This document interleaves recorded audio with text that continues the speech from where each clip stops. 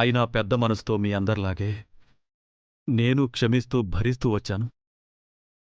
కాని ఫలితం కనిపించడం లేదు. మన అనుకున్న మనిషి తప్పు చేస్తే మార్చుకోవాలి కాని మనిషిని పంపించేయాలనుకోవడం ఏమిటి?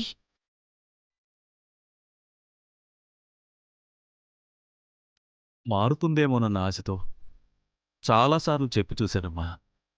ఆ నమ్మకం నాకిక లేదు. తను మారదు. మారాలి అన్న ఆలోచన కూడా తనకు లేదు. పల్లవిని ఇంట్లో నుంచి పంపించినంత మాత్రాన ఈ సమస్యకి పరిష్కారం దొరకదురా. మరిన్ని సమస్యలు మొదలవుతాయి. తనే సమస్య. తనే లేదంటే సమస్య ఉంటుంది. చిన్ని, ఆవేశంలో తీసుకునే నిర్ణయాలు ఎప్పుడూ మంచివి కావు. ఆవేశం ఎప్పుడూ మనిషితో తప్పులే చేయిస్తుంది. ఆవేశం కాదమ్మా, ఆలోచించే ఈ నిర్ణయం తీసుకున్నాను.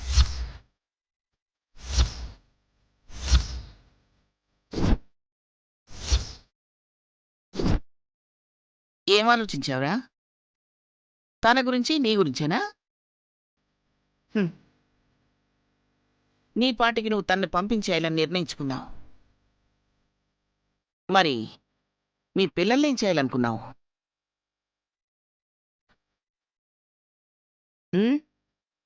నీ కోపానికి మీ పిల్లల భవిష్యత్తు బలి చేస్తావా?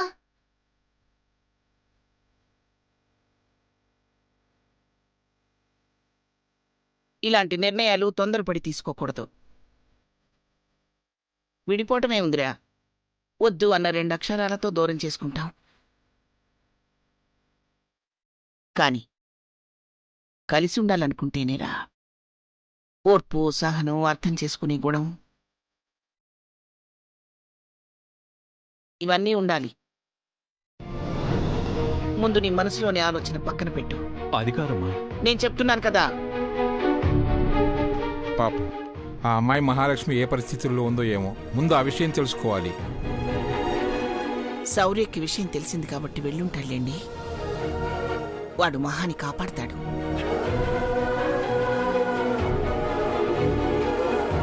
అసలు ఆ సిద్ధుగాడు మనిషే కాదు, పొరపాటున మనుషుల మధ్య పుట్టాడు. వాడు డబ్బు కోసం, వాడి స్వార్థం కోసం ఎంతకైనా తెగిస్తాడని ఇప్పటికే చాలాసార్లు రుజువైంది కదా. అసలు వాడనే వాడే లేకపోతే చాలా మంది ప్రశాంతంగా ఉంటారు.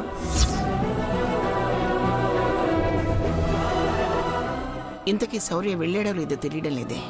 ఒకసారి ఫోన్ చేసి చూడు.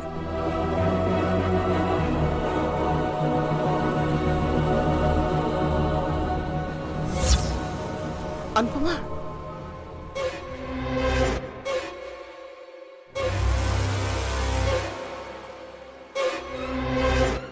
అనుపమా, అనుపమా, ఏమైందమ్మా? ఏమైందమ్మా? ఈ కట్టేమిటి? అమ్మా, ఏం జరిగింది శౌర్య? ఈ దెబ్బలా తగిలింది? అమ్మమ్మా, ఏం లేదు, ఏం కాలేదు. చిన్న దెబ్బే, నువ్వేం కంగారు పడకు. అసలేం జరిగిందిరా? మహా వాళ్ళ ఇంటికి వెళ్లారా లేదా? అక్కడే అమ్మకి దెబ్బ తగిలింది.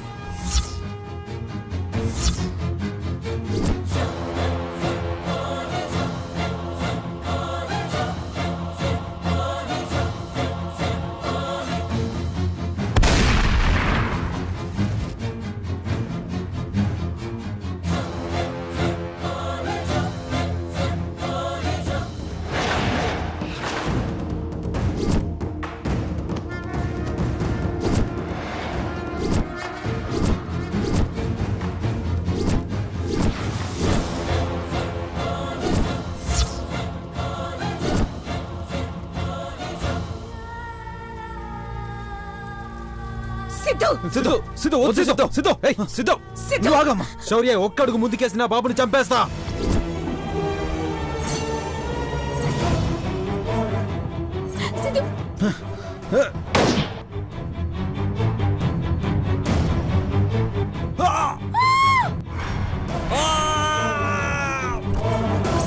వాళ్ళిద్దరూ చనిపోయారు.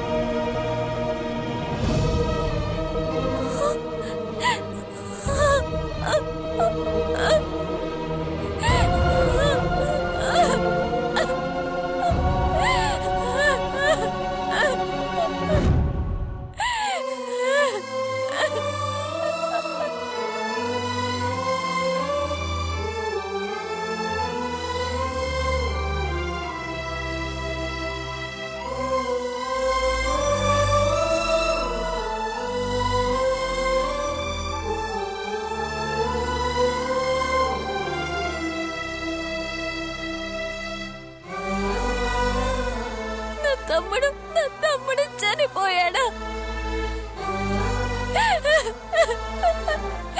వద్దు వద్దు అని ఎంత చెప్పినా వినకుండా ప్రాణాల మీదకి తెచ్చుకున్నావు కదరా.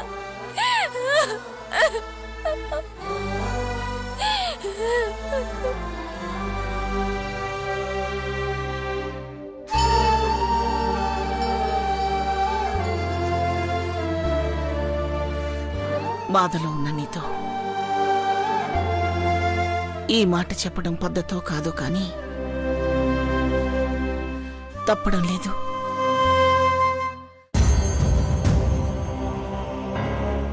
పాపం పండిన రోజున ఎలాంటి వారికైనా అలాంటి చావే వస్తుంది.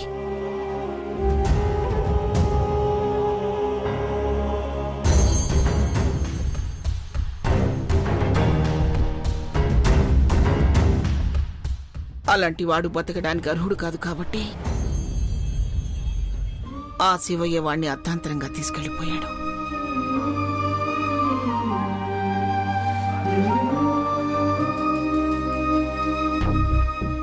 ఇక నువ్వు చేయగలిగిందేమీ లేదు. ఈ విషయమే నీ పాపం మీ తల్లి ఎంత అల్లాడిపోతుందో. తల్లి మనసు కదా.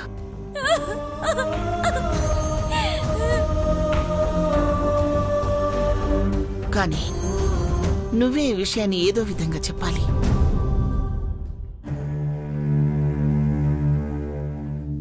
ఆ సిద్ధు కన్నా సంపద దారుణంగా తయారైంది నానమ్మా. పసిబిడ్డ అని కూడా చూడకుండా అమ్మని తోసేసి మరీ కన్నయ్యని తీసుకెళ్లాలని చూసింది. ఛీ! దాని గురించి ఆలోచించిన తప్పే. అసలు అది ఆడదేనా అని అనుమానం వస్తుంది. అది చేసిన పాపానికి ఇలా అర్థాంతరంగా పోయింది. వదిలేండి. అలాంటి పాపాత్ముల గురించి మాట్లాడుకోవటం కూడా పాపమే. ఇక నుంచైనా ఈ ఇంటికి ఏ ఇబ్బంది రాకుండా ఉంటే అంతే చాలు.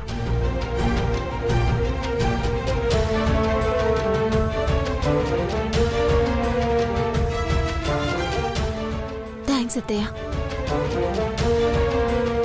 సమయానికి మీరు ఫోన్ చేసి మహా ప్రమాదంలో ఉంది అని చెప్పకపోతే ఈరోజు మహాని కాపాడుకోగలిగే వాళ్ళమే కాదు. మహా ప్రాణాలతో ఉంది అంటే దానికి కారణం మీరే. మీ మేలు ఈ జన్మకి మర్చిపోను. థ్యాంక్స్ అత్తయ్య.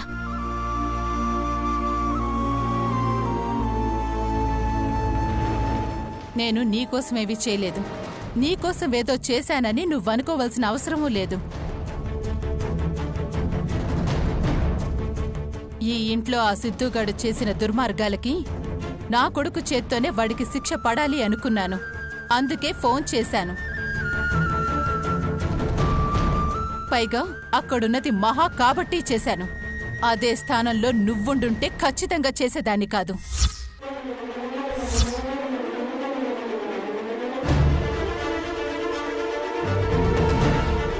అప్పటికి మీరు వెళ్లేటప్పుడు నాకు తుమ్మొస్తే అదేదో నాటకం అన్నట్టు 100 తుమ్ములు తుమ్మినా ఆగము అని ఆగకుండా వెళ్లిపోయారు. ఫలితం చూసావుగా.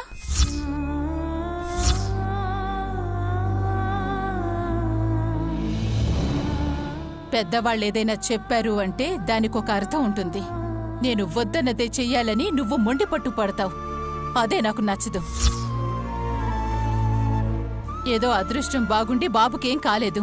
అదే జరగరందేదైనా జరుగుంటే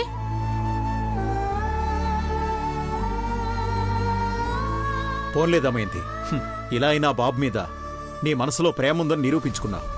అది ప్రేమ కాదు, జాలి. వాడు నా మనవడని ఇప్పుడే కాదు, ఎప్పుడూ ఒప్పుకోలేదు. వాడు నా అనిపించిన రోజునే నా మనవడని ఒప్పుకుంటాను.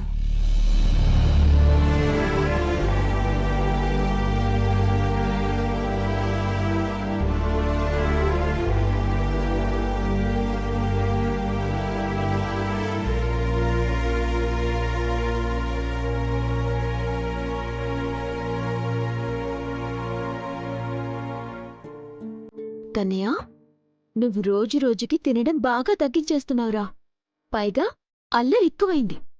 ఈరోజు తినలేదనుకో, నా సంగతి నీకు తెలీదు. 4 తగిలేస్తాను నీకు.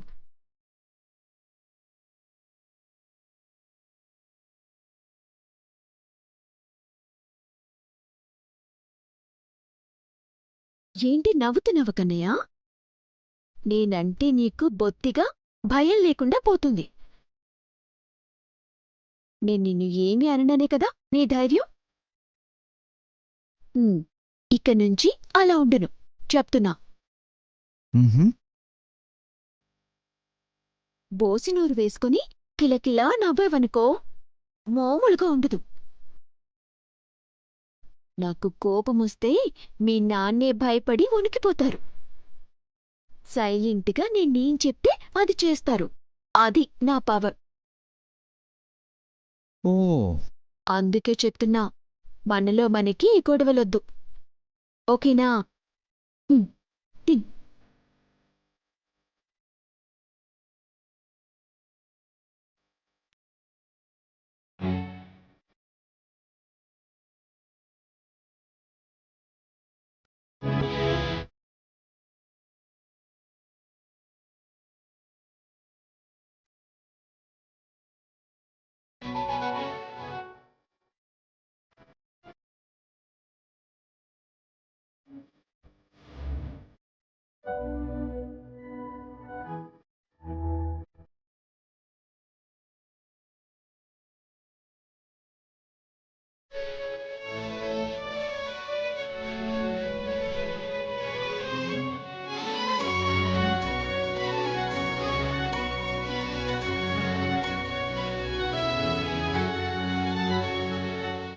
Thank you Kalyani. కన్నయ్యని ఇంత ప్రేమగా చూసుకుంటున్నావు. అమ్మగా అది నా బాధ్యత ఆఫీసర్. అయినా మీరు థ్యాంక్స్ చెప్పాల్సింది నాకు కాదు, అనుపమమ్మకి. అమ్మ దగ్గరే ప్రేమని పంచటం నేర్చుకున్నాను.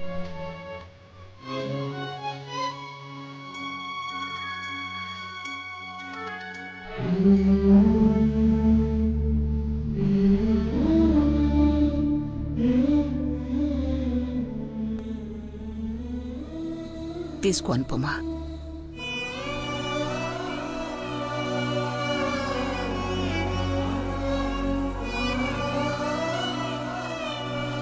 నీ మీద ఏడ్చేవాళ్ళు ఎక్కువైపోయారనుపమా. నువ్వు ప్రేమను పంచుతుంటే దాన్ని పెత్తనం అనుకుంటున్నారు.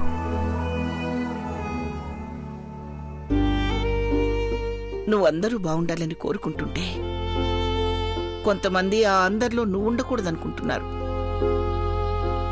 వాళ్ళ ఏడ్పులు తగిలే నీకీరోజు ఇలా అయినట్టుంది.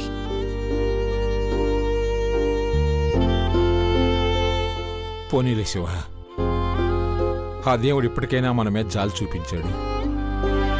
ఆ సంపద సిద్ధుల పీడ విరగడయింది. ఇక దమయంతి అనుపమని కళ్యాణ్ని అర్థం చేసుకుంటే చాలు, మన ఇల్లు బృందావనంలా ఉంటుంది. అమ్మా ఇప్పుడు ఎలా ఉంది? పర్వాలేదు శౌర్య, బానే ఉంది.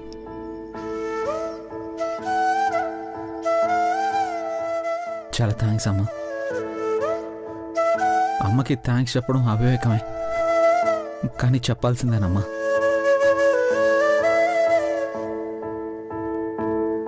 చిన్నప్పటి నుండి నన్ను నీ ప్రాణంలా ఫీల్ అయ్యావు. నేను పోలీస్ అవుతానని నాకు నమ్మకం ఇచ్చింది నువ్వే. ఏది మంచి ఏది చెడు అంటూ ఓనమాలు నేర్పింది నువ్వే.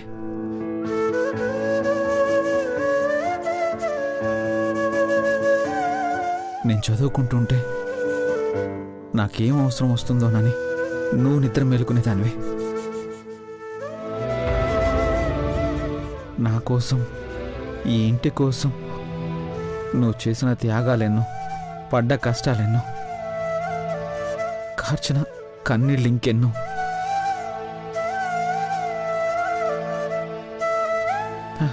ఒక్క మాటలో చెప్పాలంటే ఈ ఇల్లు, ఇంట్లో మనుషులు నీకేం చేశారో తెలియదు, కానీ నువ్వు మాత్రం మా అందరి కోసం వెలకట్టలేనంత చేశావు.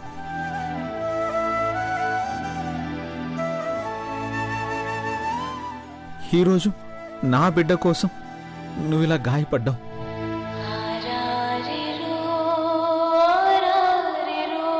అమ్మా, ఐఎమ్ సారీ అమ్మా, ఐఎమ్ రియల్లీ సారీ.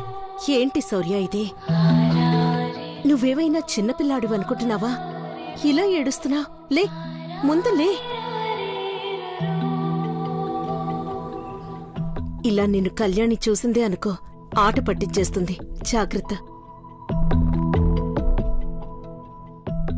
నేనేవి త్యాగాలు చేయలేదు శౌర్య. అనాథనైన నాకు ప్రేమను పంచిన కుటుంబానికి కృతజ్ఞత చూపిస్తున్నాను అంతే. అయినా నీ పెట్టంటున్నావేంటే? వాణ్ణి కొడుకైతే నాకు మనవడు. నీకు వాడి మీద ఎంత ప్రేముంటుందో నాకంతకంటే ఎక్కువ ప్రేముంటుంది. గుర్తుపెట్టుకో. ఇంకెప్పుడు థ్యాంక్స్ చెప్పకు, సరేనా? అలా అంటే ఎలా అనుపమా? అందరూ నీ భజనే కదా చేస్తారు. ఆ భజనే వీడికి అలవాటైంది.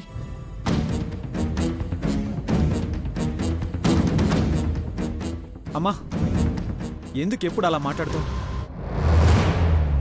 మీ అమ్మకు అంతకంటే ఏమొచ్చు శౌర్య? అవునవును, నాకేం రాదు. అంతా మీ పెంపుడు కూతురికే వచ్చు. జీవితాంతం ఇలాగే నెత్తిన పెట్టుకుని ఊరేగండి.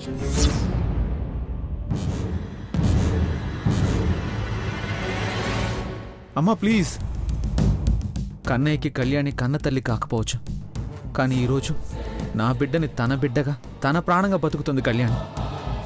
దానికి కారణం అనుపమమ్మ నేర్పించిన సంస్కారమే. అందుకే అనుపమమ్మకి థ్యాంక్స్ చెప్పాను. కానీ నువ్వు దానికి కూడా పెడర్థాలు తీస్తున్నావు. అన్రా, నువ్వు కూడా అని. నువ్వొక్కడవే బ్యాలెన్స్ ఉన్నావు అన్నావు కదా. చాలు, నేను తృప్తిగా ఏడుస్తూ పడుకుంటాను. అమ్మా, అమ్మా,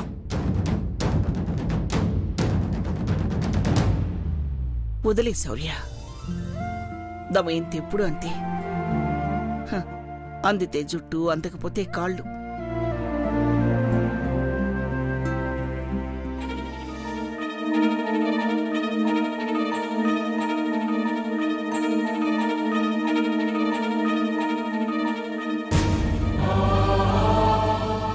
ఏంది వీడు? మనిషి కనపడ్డం లేదు, కనీసం ఫోన్ కూడా లేదు. యాడికి పోయి ఉంటాడు? నాకు చెప్పకుండా యాడికి పోడే?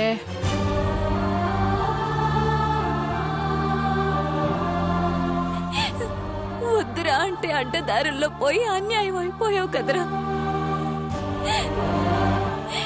నా తమ్ముడు ప్రాణాలతో లేడన్న ఈ నిజాన్ని ఎలా నమ్మాలి? ఏదో ఒక రోజు నీ తప్పులు నువ్వు తెలుసుకుంటావు, మంచిగా ఉంటావు అనుకున్నాను. మరి ఇంత అర్ధాంతరంగా వెళ్ళిపోతావు అనుకోలేదురా. అసలు దీనంతటికి కారణం కళ్యాణి అయినా నీ పక్కన చేరి నిన్ను నాశనం చేసింది మాత్రం ఆ సంపదే కదరా. వద్దురా, దాన్ని నమ్మొద్దు అంటే దాని వెంటే తిరిగావు. చివరికి నువ్వు మాకు లేకుండా పోయావు కదరా. ఈ నిజం అమ్మకి ఎలా చెప్పాలరా? అసలే ఆరోగ్యం బాలేని మనిషి నీకోసమే ఎదురు చూస్తూ ఉంటుంది. అలాంటిది నువ్వే లోకంలోనే లేవన్న నిజాన్ని ఎలా చెప్పమంటావురా?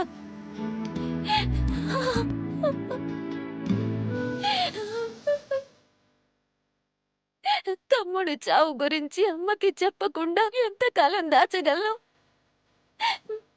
అమ్మకి చెప్తేనే మంచిది.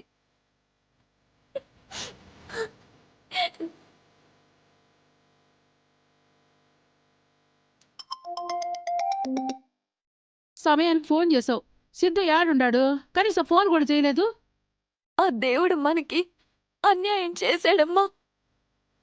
ఎప్పుడు మాత్రం న్యాయం చేసి ఉండాడు? చేసుంటే మా బతుకులు ఎందుకు ఎట్టుంటాయి? ఇంతకీ ఓడెక్కడా? ఇంకెక్కడున్నాడమ్మా?